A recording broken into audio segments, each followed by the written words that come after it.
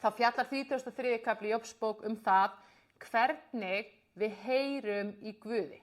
Hvernig Guð talar til okkar. Jesús sagði aftur og aftur, hver sem hafi eyru, hann heyri. Mjög oft og mjög mikið erum við eyrnalaus og heyrnalaus. Guð segir eyrnalaus og heyrnalaus. Og við erum ekki að hlusta og við erum ekki að heyra þegar Guð að reyna að tala til okkar.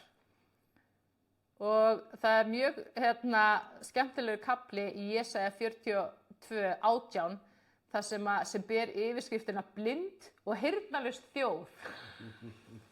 Þannig að hann alveg með fínan húmoran Guð og hann segir heyri þér hinir daufu, lítið upp þér hinir blindu að þér megi sjá. Svo segir 20. versi, þú hefur séð margt en athugar það ekki. Og í annar þýðingu segir, þú hefur séð margt en þú gefur því engan gaum.